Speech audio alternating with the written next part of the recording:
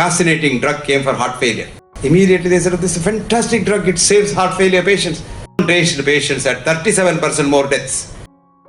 We doctors have been fooling the world, saying that the mind is in the brain. Ever since Wilder Penfield, a Canadian neurosurgeon, operating on awake patients under anesthesia, he used to tickle the part of the brain and the hand used to move. He said, my brain is controlling everything. Then the little leg was moving. Then he said, epilepsy patients, they have this because there is a spot in the brain. So brain became the seat of the mind. And this has been continuing. Though Wilder Penfield in 1971 wrote, I'm sorry, I did a big mistake. He got the Nobel Prize for saying that. He got the Nobel Prize for saying that the brain is the seat of the mind. Now he in 71 wrote, I'm sorry, the brain can't even generate a thought, forget about the mind. Mind is too big a thing for this 100 trillion cells in the brain and the synapses, another 200 trillion synapses. It can't even produce a thought. Mind is something vast, which is very big. The part of this universal consciousness. And when consciousness came into science, we understood that most of the science is wrong. You will be surprised. If I do an experiment on a rat or a dog or whatever, we do this. And then let us say this girl, sweet girl who does counseling, Sucheta, right? See, not bad. Sucheta does the same thing. The results can as different as 40%.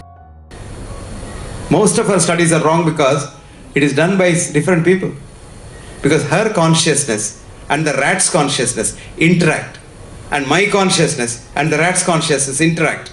My consciousness is different to Sucheta's consciousness. The rat, also two rats have two different consciousness. They have their own perception. It's called biocentrism.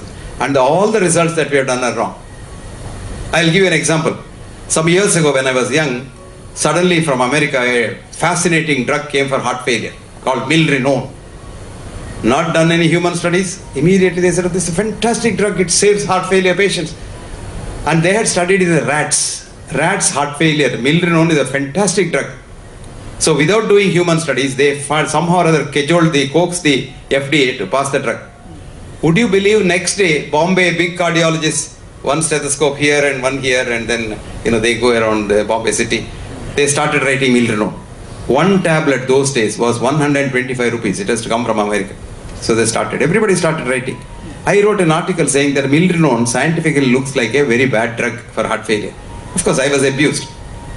Very quickly they started a human study called the PROMISE study, prospective randomized milrinone survival evaluation, which showed milrinone patients had 37% more deaths. Because further studies showed that in a rat, milrinone works as a peripheral vasodilator, lowers your blood pressure and reduces the work of the heart. So the heart failure decreases. But in human beings, it works as a cyclic AMP stimulator. So a dying heart, it goes on whipping and the heart dies of arrhythmia. So milrinone is withdrawn. Before that, we have killed millions of people.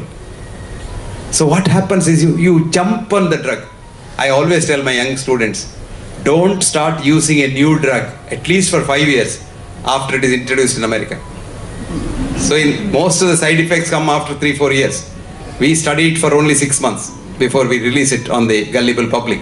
So I tell them, if you're a good doctor, you will only rely on old medicines. Now we have doctors, yesterday's medicine is today prescribed. And we don't know the side effects at all. And this is a very bad thing to happen. Anyway, it happens. Now ultimately, what do you need for survival? Do you need doctors? Do you need hospitals? Do you need medicines? No. You need a clean mind.